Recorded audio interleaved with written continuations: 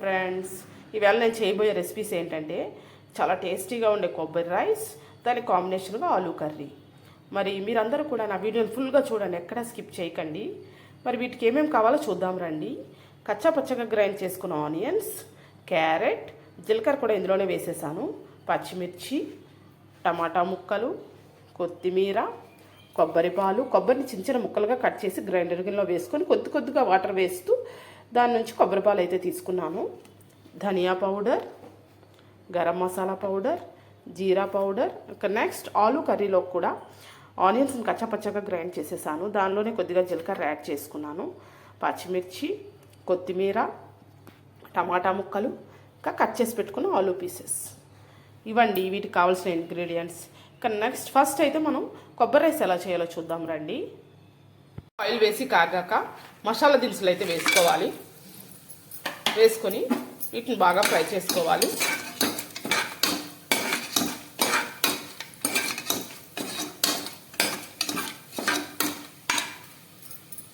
మసాలా దినుసులు అయితే బాగా ఫ్రై అయిపోయి ఇప్పుడు నెక్స్ట్ దీనిలో క్యారెట్, ఆనియన్, పచ్చిమిర్చి అవన్నీ కూడా వేసుకోవాలి. వేసుకొని ఒకసారి బాగా కలుపుతూ ఆనియన్స్ గోల్డెన్ కలర్ వచ్చే వరకు ఫ్రై చేసుకోవాలి.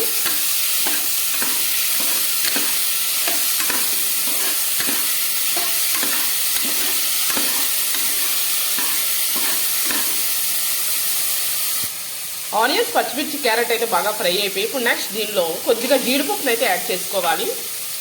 వేసుకొని కొద్దిసేపు బాగా ఫ్రై చేసుకోవాలి.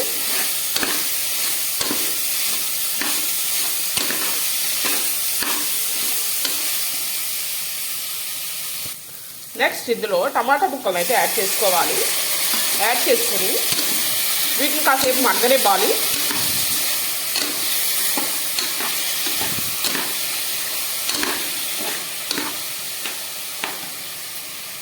టమాటాలు అయితే బాగా ఫ్రై అయిపోయి ఇప్పుడు నెక్స్ట్ దీనిలో ఒక హాఫ్ స్పూన్ కారాన్ని అయితే యాడ్ చేసుకోవాలి. యాడ్ చేసుకొని ఒకసారి బాగా కలుపుకోవాలి.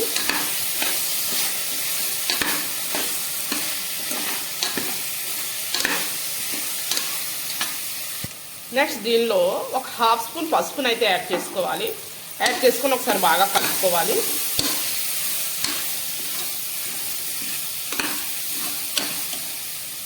నెక్స్ట్ దీనిలో ఒక హాఫ్ స్పూన్ ధనియా పౌడర్, ఒక పావు స్పూన్ జీరా పౌడర్, ఒక స్పూన్ గరం మసాలా పౌడర్ వేసి ఒకసారి బాగా కలుపుకోవాలి.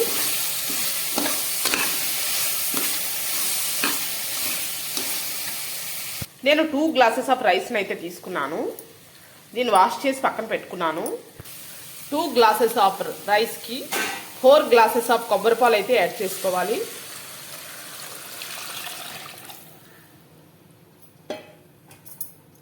ఒకసారి బాగా కలుపుకోవాలి. ఇప్పుడు మనం నెక్స్ట్ దీనిలో సాల్ట్ని అయితే యాడ్ చేసుకోవాలి.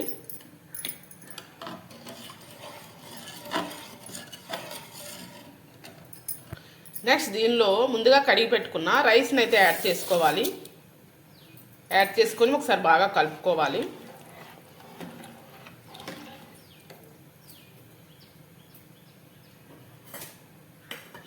ఫైనల్గా దీనిలో కొత్తిమీర కూడా యాడ్ చేసుకోవాలి.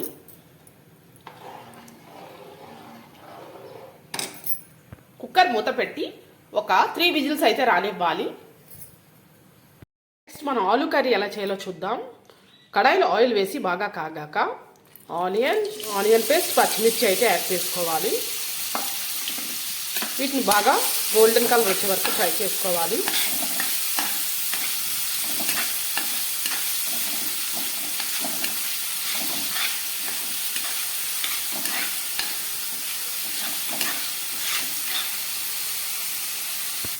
ఇప్పుడు ఆనియన్, పచ్చిమిర్చి అయితే బాగా ఫ్రై అయిపోయింది. నెక్స్ట్ దీనిలో ఒక స్పూన్ అల్లం వెల్లుల్లి పేస్ట్ అయితే యాడ్ చేసుకోవాలి.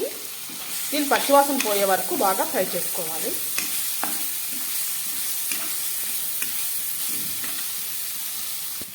అల్లం వెల్లుల్లి పేస్ట్ కూడా బాగా ఫ్రై అయిపోయింది. ఇప్పుడు నెక్స్ట్ దీనిలో ఆలూ పీసెస్ అయితే వేయాలి. వేసి ఒకసారి బాగా కలుపుకోవాలి.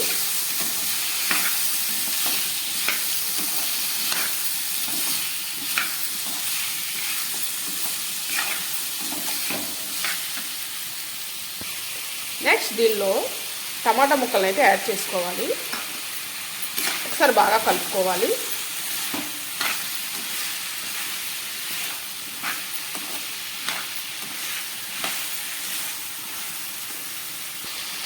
నెక్స్ట్ దీనిలో సరిపడా ఉప్పు, మనకు కావలసినంత కారం,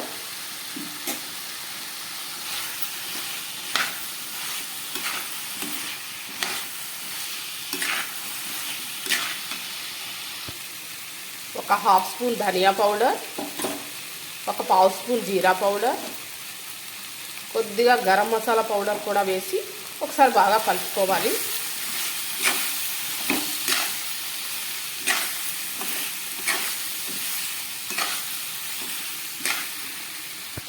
ఇప్పుడు నెక్స్ట్ దీనిలో వాటర్కి బదులు నేను కొబ్బరి పాలను అయితే యాడ్ చేసుకుంటున్నాను.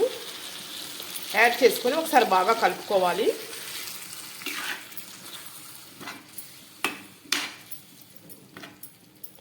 ఫైనల్గా కొత్తిమీరని కూడా యాడ్ చేసుకుంటున్నాను.